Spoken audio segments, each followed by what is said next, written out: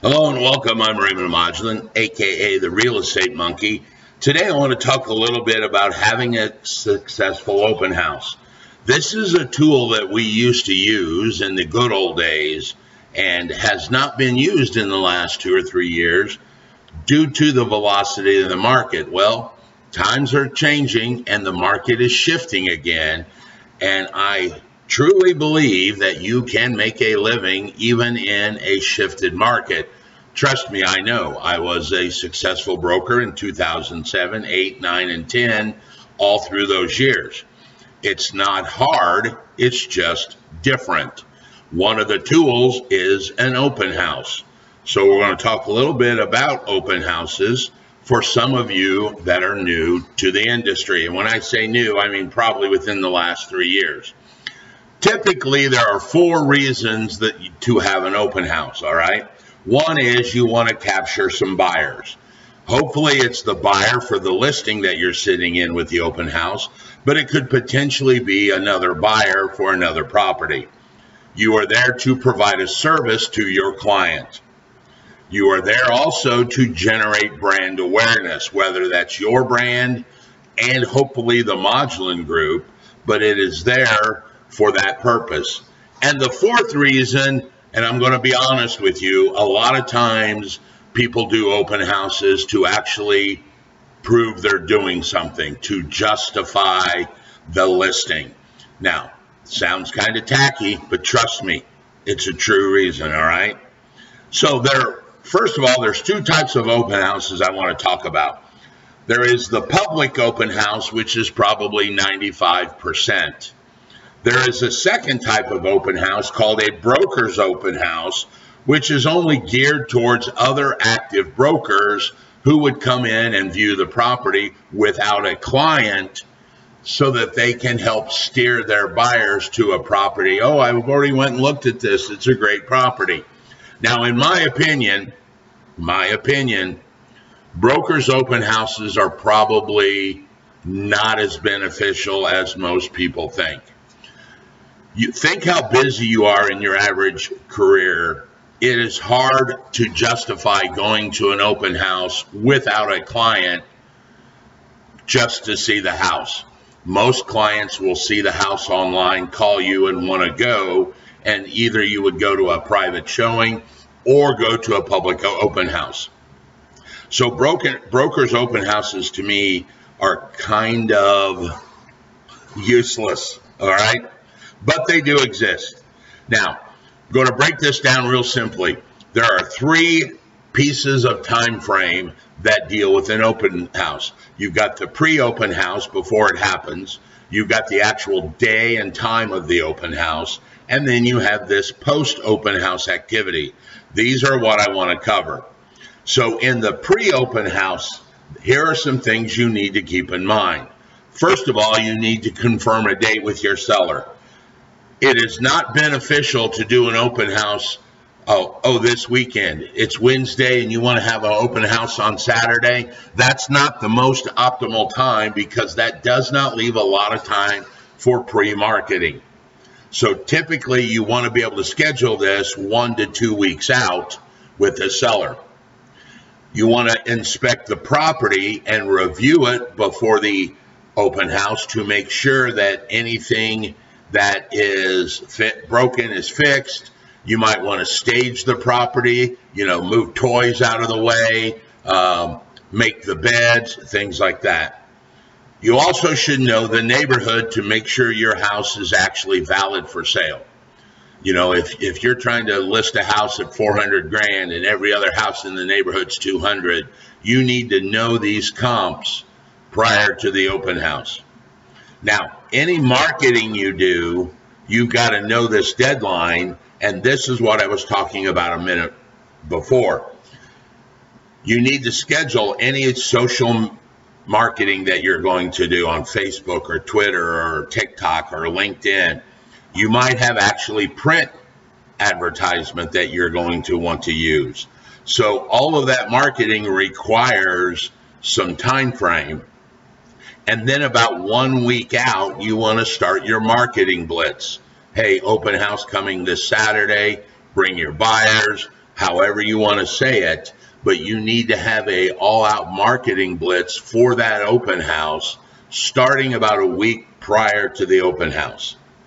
Now, this next thing that we used to do, I don't think is probably as good anymore due to the crazy people around.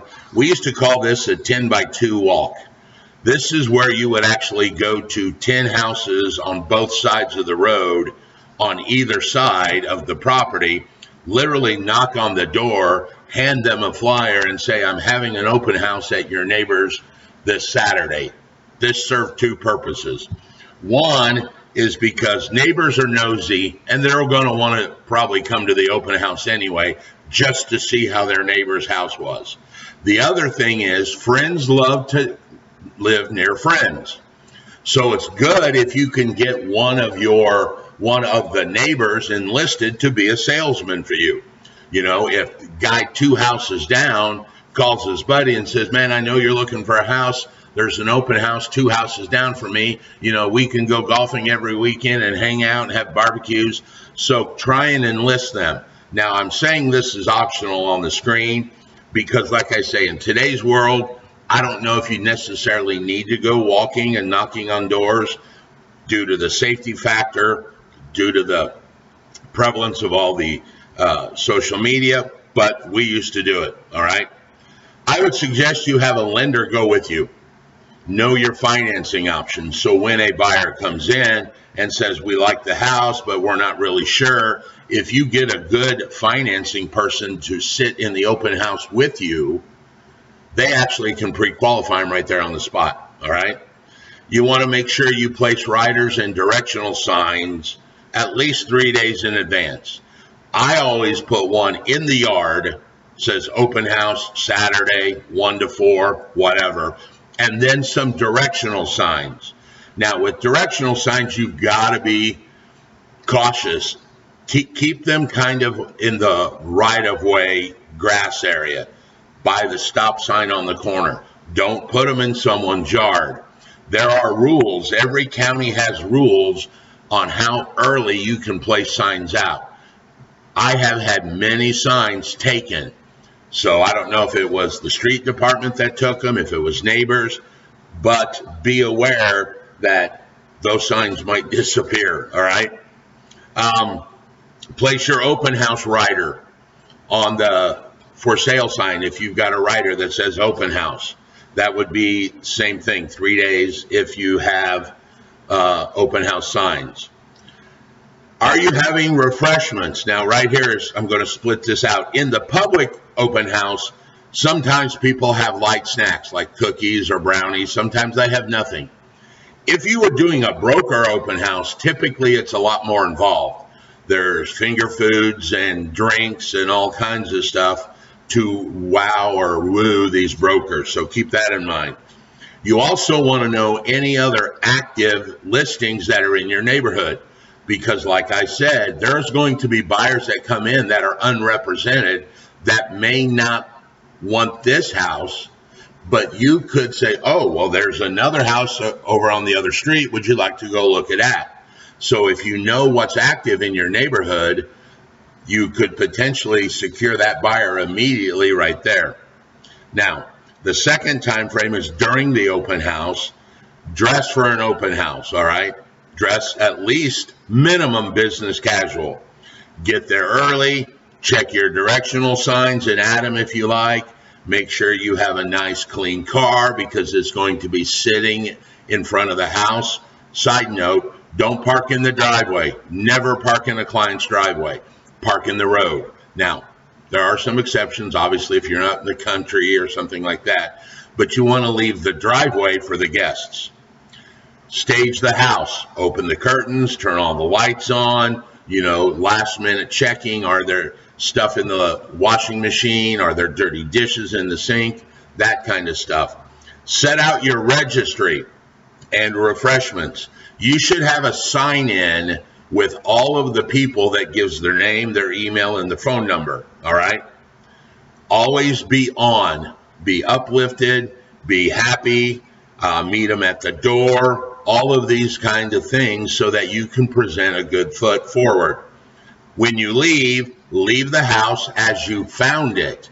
If there were lights off, turn them off. If there was, doors locked, lock those. I always used to leave a thank you note for the sellers. Hey, thanks for letting me have this open house. And pick up your signs on the way out, because if you don't, someone will. Now, when it comes to the post-open house, it's very simple. You want to email all those clients that signed in. All right. You want to try and start creating that bridge between them so that you can turn them from a customer to a client. You may put them on a drip campaign for emails. You may actually physically schedule meetings with them to help convert them into a client. So these are all the things that we used to do as an open house. I suggest you guys start thinking about them, because when the market turns, these are going to become more in favor once again. Remember, if you have any questions, you guys know how to get a hold of me. Thanks. I'll talk to you later. Bye.